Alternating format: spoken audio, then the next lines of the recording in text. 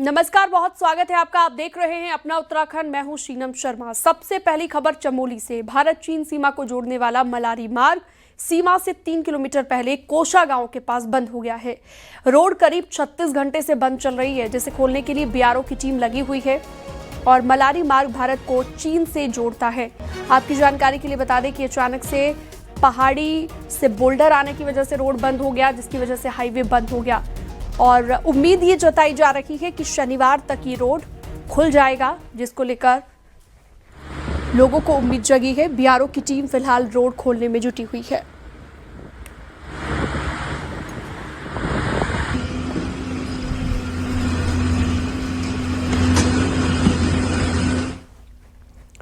रुड़की के बुग्गावाला क्षेत्र से एक दर्दनाक और बेहद दिल को दहला देने वाली खबर सामने आई।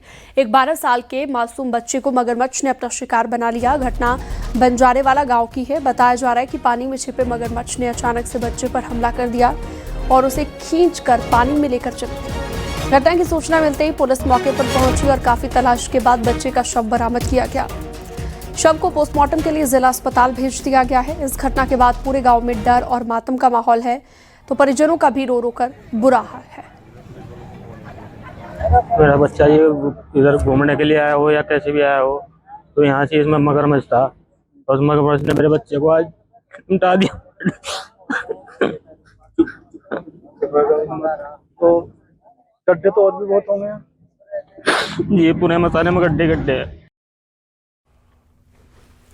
चमोली के कर्णप्रयाग बाजार में एक महिला द्वारा नकली जेवरात को असली बताकर बेचने का एक सनसनीखेज मामला सामने आया। दरअसल महिला एक ज्वेलरी की शॉप पर आभूषण बेचने गई, लेकिन दुकानदार की सतर्कता के चलते महिला की चालाकी धरी की धरी रह गई और दुकानदार ने जेवरात की जांच के दौरान उन्हें नकली पाया है।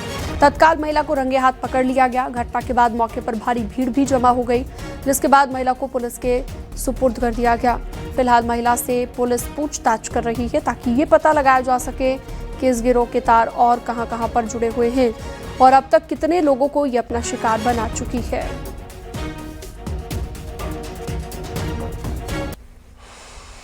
आगे बढ़ते हैं। हरिद्वार में पालतू कुत्ते को गंगा में नहलाने को लेकर घाट पर हंगामा हो गया। मामला हरिद्वार के सर्वानंद घाट का बताया जा रहा है, जहां पर परिवार के साथ आई एक महिला अपने पालतू कुत्ते को गंगा में नहलाने लगी। ये देखकर घाट पर मौजूद अन्य लोगों ने इसका विरोध किया, तो महिला उल्टा लोगों पर भड़कने लगी। हालांकि बहस को बढ़ता हुआ देखकर परिजनों ने महिला को समझाया और महिला कुत्ते को लेकर तत्काल वहां से निकल गई। वहीं लोग गंगा की गरिमा को बचाए रखने के लिए ऐसे लोगों पर रोक लगाने की मांग उठा रहे हैं।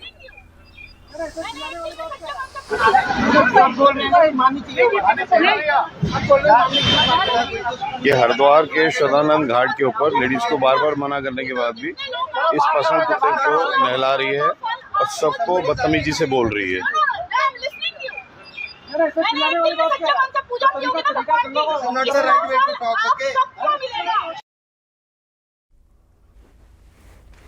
नैनीताल में अवैध और नियम विरुद्ध चल रहे दर्जनों होमस्टे पर बड़ा एक्शन हुआ है। पर्यटन विभाग ने 2 दिन में 52 होमस्टे का रजिस्ट्रेशन कैंसिल कर दिया है। वहीं 4 होमस्टे पर 10-10 हजार का जुर्माना भी लगाया गया है। आपको बता दें कि टूरिज्म के सीजन में नैनीताल और आसपास रहने के लिए टूरिस्ट होटल और होमस्टे ढूंढते हैं। वीकेंड्स के मौकों पर इतनी भीड़ यहाँ बढ़ जाती है कि कमरे ही कम पड़ जाते हैं और इसी बात का फायदा उठाने के लिए बीते कुछ सालों में कई नए होमस्टे खुले हैं, जो कि नियमों का पालन नहीं कर रहे हैं। जो है हमने जो सीज़न के स्टार्टिंग से है करीब 52 होम स्टे जो निवासरत नहीं थे और नियमों का उल्लंघन किया जा रहा है, उनका पंजीकरण निरस्त किया गया है और इसमें हमारे द्वारा जो है चालानी कार्रवाई की जा रही है। अभी तक भी वर्तमान में सीज़न के स्टार्टिंग से 14 चालान इशू कर दिए गए हैं और आज भी जो भूमियाधार भीमताल और नैनीताल के क्षेत्र में चालानी कार्रवाई की गई। पिछले कुछ दिनों में सोशल मीडिया पर बहुत सारे ऐसे वीडियो नजर आए जिसमें हिंदूवादी संगठन लव जिहाद के मामले पकड़ने की बात कर रहे हैं। कुछ ऐसी शिकायत महिला आयोग के पास भी पहुंची है। इसी से जुड़ी एक रिपोर्ट आपको दिखाते हैं।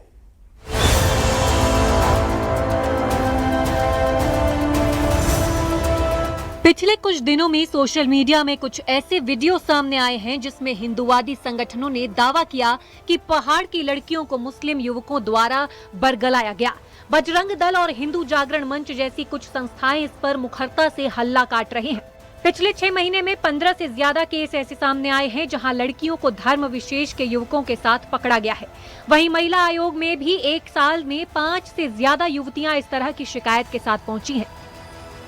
मैंने जब मौके पर जाकर देखा तो लड़का जो सामने बैठा हुआ था, मैंने छूटते ही प्रश्न किया, भैया आपका नाम क्या है? उसने छूटते ही अपना नाम सौरभ बताया, दूसरे ने बताया रमेश, तो वही संदेह हो गया। मैंने सन 85 के नाम आप बता रहे हैं, आप जेनजी जनरेशन के बच्चे हैं, आपके नाम ऐसे हो सकते हैं क्या? मैंने कहा बिल्कुल गलत है। तुरंत मौके पर पुलिस को बुलाया गया तो पता लग गया वो चारों युवक मुसलमान थे। एक लड़की इंगेज थी, शादी होने वाली थी, आर्मी ऑफिसर की बेटी थी, दूसरी उत्तरकाशी के भटवारी गांव की थी और एक पौड़ी गढ़वाल के थैली सैंड की बिटिया थी। जितनी भी हमारी महिलाएं हैं उनसे मैं कहना चाहूँगी कि वास्तव में आप किसी को अगर पहचानती नहीं है, जानती नहीं, तो ऐसे आप किसी से दोस्ती भी ना करें, क्योंकि उसके बारे में जानना बहुत ज़रूरी है। आज मैं देख रही हूँ कि तमाम सारे जिस तरह से केस हमारे पास आते हैं तो कहीं ना कहीं लड़की पहले यही कहती है कि उसने हाथ में कलेवा पहना था, उसके चोटी थी और अपना नाम बदल के पहचान को छुपा के और अपने भरोसे में लिया। वहीं इस तरह के मामलों पर मुस्लिम सेवा संगठन कहता है कि कोई किसी को नहीं बरगला सकता। बालिग व्यक्ति को अपने हिसाब से जीने का हक है। ये प्रोपेगेंडा के तहत की जा रही कार्रवाई है। लव जिहाद, लैंड जिहाद, थूक जिहाद, नकल जिहाद, इस्लाम का इससे कोई ताल्लुक नहीं है। लफ्ज जिहाद एक पवित्र शब्द है। लफ्ज जिहाद एक मुकद्दस और पाकीज़ा शब्द है। जिहाद का मतलब होता है इंसाफ को कायम करना और नाइंसाफी का खात्मा, जुल्म के खिलाफ जद्दोजहद करना, जुल्म के खिलाफ संघर्ष करना, जुल्म के खिलाफ मेहनत करना, इसको जिहाद कहा जाता है। उत्तराखंड में धर्म परिवर्तन को लेकर सख्त कानून मौजूद है। हिंदुवादी संगठन कहते हैं कानून होने के बावजूद कुछ लोग अगर लव जिहाद जैसे मामलों की हिम्मत कर रहे हैं तो ऐसे में पुलिस और लोकल इंटेलिजेंस को अपने एक्शन से कड़ा मैसेज देना होगा। न्यूज़ 18 के लिए देहरादून से भारती सकलानी उनियाल की रिपोर्ट। सीएम पुष्कर सिंह धामी अल्मोड़ा के डोल आश्रम के वार्षिक उत्सव में शामिल हुए और इस दौरान सीएम धामी ने कहा कि सरकार का फोकस हर धार्मिक स्थल को संवारने पर है। सीएम धामी ने कहा कि पीएम मोदी के मार्गदर्शन में काम हो रहे हैं और ये कालखंड सनातन का स्वर्णिम कालखंड है। ये सच में ये जो कालखंड है ये सनातन का स्वर्णिम कालखंड चल रहा है प्रधानमंत्री आदरणीय मोदी जी के नेतृत्व में। और हमारा भी प्रयास है, हमारे सभी स्थान, चाहे वो केदार खंड हो, चाहे मानस खंड हो, यहाँ के हमारे सभी धार्मिक स्थल हो, जैसे चारों धामों का विकास हुआ है, हेमकुंड साहब का विकास हुआ है, उसी तरीके से हमारा केदार मानस खंड के अंतर्गत आने वाले सारे मंदिर, उनकी अवस्थापना सुविधाएं अच्छी हों, चाहे वो हमारा ये डोल आने जाने वाला मार्ग हो, आश्रम हो, डोल का पूरा ये परिसर हो, हमारा जागेश्वर धाम हो, बागनाथ जी का स्थान हो, हाटकालिका मैया का स्थान हो। पिथौरागढ़ में प्रसिद्ध आदि कैलाश यात्रा शुरू हो गई है। यात्रियों के पहले दल को धारचूला से हरी झंडी दिखाकर रवाना किया गया। यात्रा को लेकर श्रद्धालुओं में खासा उत्साह दिख रहा है। अभी तक करीब 500 श्रद्धालुओं ने इनर लाइन पास के लिए आवेदन कर लिया है। ऊपरी इलाकों में हो रही स्नोफॉल को देखते हुए प्रशासन ने यात्रियों से एहतियात बरतने की अपील की। इस यात्रा के दौरान श्रद्धालु आदि कैलाश के साथ ही ओम पर्वत के भी दर्शन करते हैं। 2021 से रेगुलर यात्रा कर रहे हैं। अब 6 साल हो जाएंगे हमको यात्रा करते हुए और अब तो यात्रा इतनी आसान हो चुकी है कि कठिनाई देखने को नहीं मिलती। अब तो हर यात्री को बहुत ही सुविधा मिल रही है, यहाँ की सरकार के हिसाब से भी, रोड के हिसाब से भी, और यहाँ के जो लोकल लोग हैं बहुत सेवा करते हैं। सभी यात्रियों में, सभी श्रद्धालुओं में बहुत जोश है, बहुत उमंग है और यात्रा अभी यहाँ से शुरू हुई है। वर्तमान तक हमारे पास लगभग 500 आवेदन आ चुके हैं, जिसके क्रम में 350 ILP हमने जारी कर दी हैं और लगातार ILP यहाँ पे हमारी तरफ से जारी की जा रही हैं। मौसम के दृष्टिगत सभी यात्रियों को, सभी श्रद्धालुओं को आवश्यक दिशा निर्देश दिए गए हैं। वहीं आदि कैलाश यात्रा पर सीएम धामी ने कहा कि यात्रियों की सुविधा पर पूरा फोकस है और पीएम मोदी के आने के बाद यात्रियों की संख्या लगातार बढ़ रही है। और वो यात्रा भी हमारे प्रधानमंत्री जी के 2023 में आदि कैलाश, पार्वती कुंड, गुंजी, जागेश्वर धाम, पिथौरागढ़, इन सभी स्थानों का जब से उन्होंने भ्रमण किया तो आदि कैलाश क्षेत्र में जाने वालों की संख्या, हमारे जागेश्वर धाम आने वालों की संख्या, उसमें कई गुना की वृद्धि हो गई। जैसे जागेश्वर धाम आने वालों की संख्या में 6 लाख से भी अधिक श्रद्धालु पिछले वर्ष उन्होंने दर्शन किए। इस वर्ष ये आंकड़ा और बढ़ेगा। आदि कैलाश जाने वालों का आंकड़ा जो 500, 100, 200, 500, 700 तक अधिकतम होता था, वो उस यात्रा का आज एक रिकॉर्ड बन रहा है। 40,000 से अधिक लोगों ने पिछले वर्ष आदि कैलाश के दर्शन किए। चारधाम यात्रा में मुस्लिमों के बैन पर उत्तराखंड वक्फ बोर्ड के अध्यक्ष शादाब शम्स ने कहा कि उमराह में जाओ तो वहां पर भी नॉन मुस्लिम के प्रवेश पर बैन लिखा है। अगर चारधाम में गैर हिंदुओं के प्रवेश पर बैन है तो क्या दिक्कत है? वहीं पूर्व सीएम हरीश रावत ने कहा कि इस मुद्दे पर सिर्फ राजनीति हो रही है।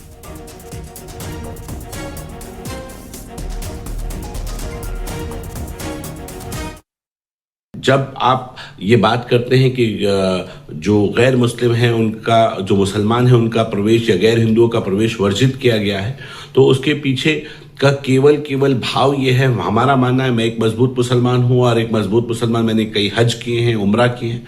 वहाँ अरब जाते हैं तो वहाँ भी लिखा होता है नॉन मुस्लिम्स नॉट अलाउड। तो अगर वहाँ दिक्कत नहीं है तो यहाँ दिक्कत क्यों होनी चाहिए?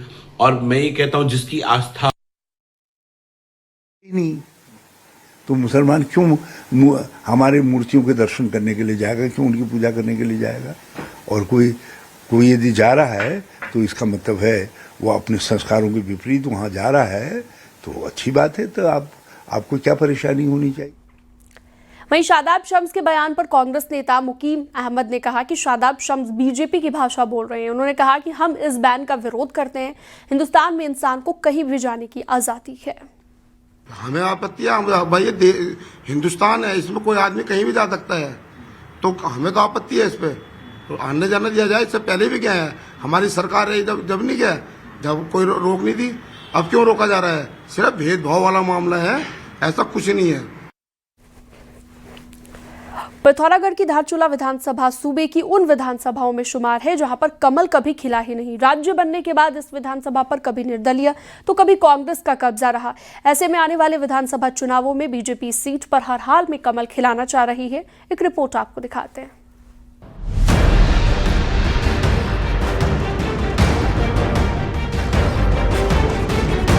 चीन और नेपाल बॉर्डर से लगी धारचूला विधानसभा में अब तक बीजेपी का हर तीर निशाने से बाहर ही लगा।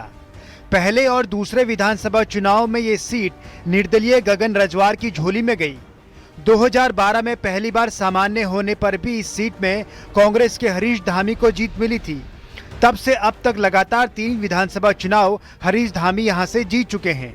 यही नहीं, 2014 के उपचुनाव में पूर्व सीएम हरीश रावत ने भी यहां से बड़ी जीत दर्ज की थी, लेकिन इस बार बीजेपी इस सीट को हर हाल में कांग्रेस के पंजे से निकालना चाह रही है। 2027 में भारतीय जनता पार्टी अलग से रणनीति तय कर रही है धारचूला विधानसभा के लिए, और निश्चित रूप से 2027 में भारतीय जनता पार्टी वहां पर अपना परचम लहराएगी और हमारा जो भी उम्मीदवार होगा वो भारी बहुमत से वहां पर विजयी होगा। बीजेपी का दावा है कि प्रदेश के साथ ही केंद्र सरकार का प्रभाव इस सीट पर पड़ा है। 2003 में पीएम नरेंद्र मोदी भी इस सीट का दौरा कर चुके हैं। पीएम के दौरे के बाद ही आदि कैलाश को पूरे देश में नई पहचान मिली है। यही नहीं, मुनस्यारी नगर पंचायत अध्यक्ष को भी बीजेपी ने अपने पाले में ले लिया है, जबकि धारचूला ब्लॉक प्रमुख पद पर बीजेपी पहले से ही काबिज है। बावजूद इसके धारचूला नगर पालिका अध्यक्ष और मुनस्यारी ब्लॉक प्रमुख के पदों पर अभी भी कांग्रेस का ही कब्जा है। ऐसे में विधायक हरीश धामी धारचूला विधानसभा में चौका मारने के मूड में पूरी तरह नजर आ रहे हैं। और निश्चित तौर पर मैं कह सकता हूं कि क्षेत्र की जनता ने जब 3 बार आशीर्वाद दिया तो चौथी बार भी आशीर्वाद देगा। जो भाजपा का जो प्रभु घंटा, जो ये झूठ के बल पे अपने आप को जिंदा रखना चाहते हैं या जो है झूठ के सहारे जो है आगे बढ़ना चाहते हैं, वो इस क्षेत्र में सफल नहीं हो पाएंगे। अगले साल होने वाले विधानसभा चुनाव में अब कम ही समय बचा है। ऐसे में कांग्रेस जहां इस सीट पर कब्जा बरकरार रखने की जद्दोजहद में है, वहीं बीजेपी पहली बार कमल खिलाने के लिए एड़ी चोटी का जोर लगाए हुए है। अब देखना यह है कि कौन अपनी मुहिम में कितना सफल रहता है। न्यूज 18 के लिए पिथौरागढ़ से विजयवर्धन उप्रेती की रिपोर्ट। उत्तराखंड में खेती अब सिर्फ मौसम के भरोसे नहीं बल्कि जंगली जानवरों के रहमो करम पर भी टिक गई है। राज्य में किसानों के लिए सबसे बड़ी मुसीबत बनकर सामने आए हैं बंदर, जो कि फसलों को सबसे ज्यादा नुकसान पहुंचा रहे हैं। अब सवाल उठता है कि क्या सच में जंगली जानवर ज्यादा हो गए हैं या फिर पहाड़ ही अब लोगों से खाली हो गए हैं। एक रिपोर्ट आपको दिखाते हैं।